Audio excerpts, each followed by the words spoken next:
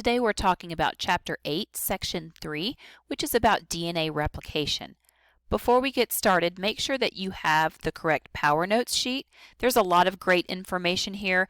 This QR code at the top is going to have this very same diagram, and it offers a more in-depth explanation. So if you are trying to figure this out, follow this link or scan that QR code and it will take you directly to the website that has all that information on it.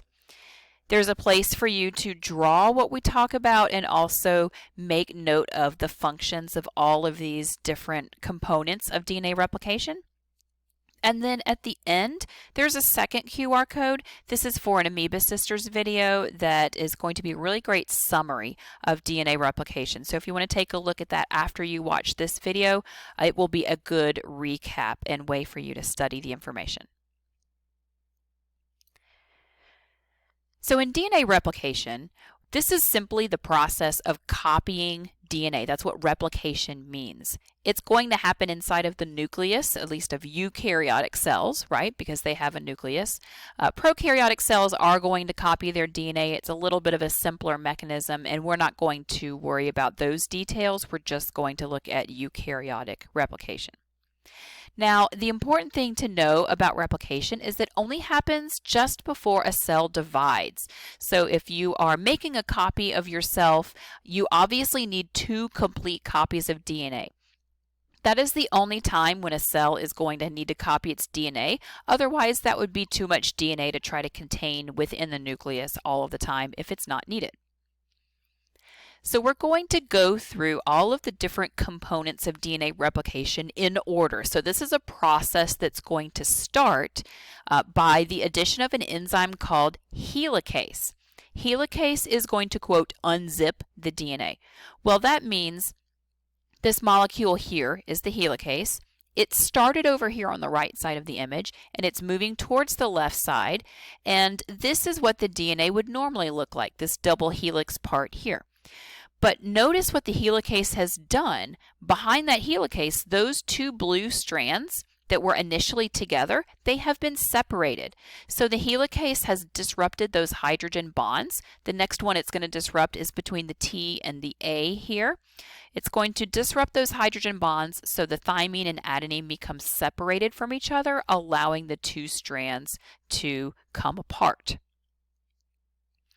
Now the 2 strands are going to go right back together if we don't have this next component, which is called the single strand binding protein, or SSBPs.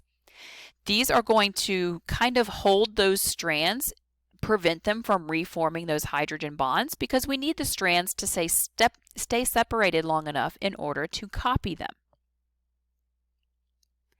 Next, we need the addition of primer. Primer is going to be a short strand of RNA nucleotides, and the purpose of having a primer is to be the starting point for making that new strand. We're going to talk next about the molecule that actually creates the strand, which is called DNA polymerase. DNA polymerase can't just start anywhere on its own. It needs to have that starting point, and the primer is the starting point. There will be primer added on both strands of DNA because DNA polymerase is going to have to make a new strand on each one. So let's talk about this DNA polymerase. This is a pretty complex molecule. It is an enzyme. It ends with the letters ACE, and its job is to add the complementary nucleotides. Now remember, we talked about DNA strands being anti-parallel. There's a definite 5' and 3' end. So let's add those labels in here. DNA polymerase, the shape of the molecule and the way that it works, is only going to be able to add nucleotides on the 3' end of the strand that it is constructing. That's the green strand that we see here. So this would be the 5' side of the green strand, and over here this green box represents the DNA polymerase. It's on the 3' end of the strand. It can only add nucleotides on this side. So the DNA polymerase next is going to move over to this cytosine, and it will add a guanine, which is complementary, and then it's going to move over to the thymine and add a complementary adenine. then it moves over to the cytosine, and it just keeps going all along the strand, adding new nucleotides as it goes. Now, this statement down here at the bottom of the slide is so important. It's really easy to get confused about which side of the DNA strand you're talking about in DNA replication. So if you can remember that DNA polymerase only adds nucleotides to the 3' end of the strand it's making, this will make your life so much easier.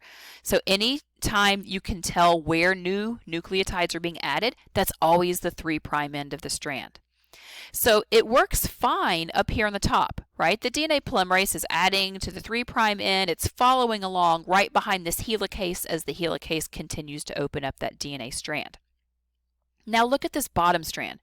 Again, DNA is anti-parallel. So this is now going to be the 5' end on this side of that blue strand. So notice this is the 3' end on the green strand. DNA polymerase is building the green strand, so we know the side that it's adding nucleotides has to be the 3' side. So this is our 3' side here. So it's moving in this direction, away from that helicase. So it started here on a primer and it made this fragment, but then we're going to need another primer up here so DNA polymerase can come in and make this fragment that will eventually join up with the first one. So as helicase moves down this DNA strand, we're going to have to keep adding fragments of DNA because the DNA can only be made in that one direction. So we actually give the strands different names based on whether they're being made continuously or not. This top strand that was being made continuously, following right along behind that helicase, we call that the leading strand. Everything works really well on the leading strand. The other strand, which is on the bottom in this diagram, is called the lagging strand. We have to make this strand in fragments, again, because that DNA polymerase can only move one direction. On this strand, it's moving away from that area where the helicase is separating the DNA. So here we have fragments of newly constructed DNA. Those are called Okazaki fragments. They're named after a husband and wife team who discovered them. And those fragments are on the lagging strand. It's called the lagging strand because it's made in pieces and then those pieces need to be joined together. So there's another couple of steps that need to be done in order to complete the DNA strand on this side.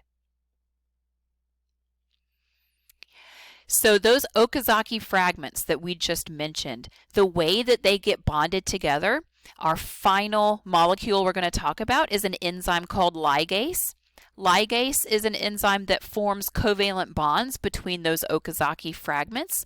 So it goes along and it seals those nucleotides together and makes sure that this newly constructed strand is complete and intact and fully bonded together. So we actually have a replication animation here that really makes things make a lot more sense. So we're going to take a minute just to watch the animation portion here, and hopefully that will put everything together in perspective for you.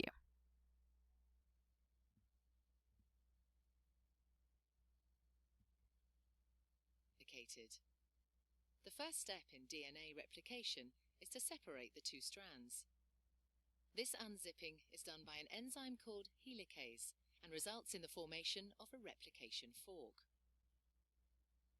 The separated strands each provide a template for creating a new strand of DNA. An enzyme called primase starts the process. This enzyme makes a small piece of RNA called a primer. This marks the starting point for the construction of the new strand of DNA.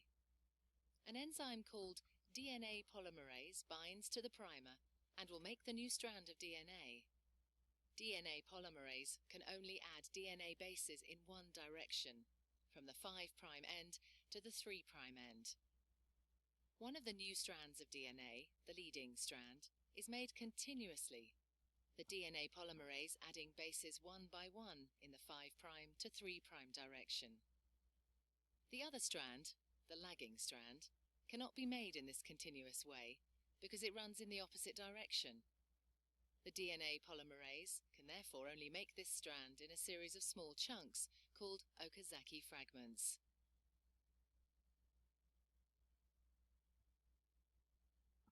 Each fragment is started with an RNA primer.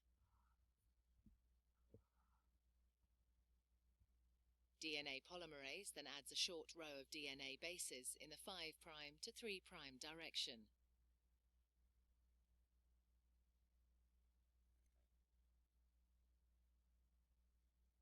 The next primer is then added further down the lagging strand. Another Okazaki fragment is then made, and the process is repeated again. Once the new DNA has been made, the enzyme exonuclease removes all the RNA primers from both strands of DNA. Another DNA polymerase enzyme then fills in the gaps that are left behind with DNA. Finally, the enzyme DNA ligase seals up the fragments of DNA in both strands to form a continuous double strand. DNA replication is described as semi-conservative because each DNA molecule is made up of one old, conserved strand of DNA and one new one.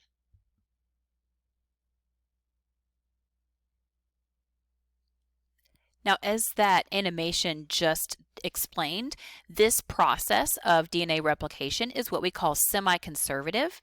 And all that means is that when the DNA strand is copied, the new double helix consists of half old DNA and half new DNA.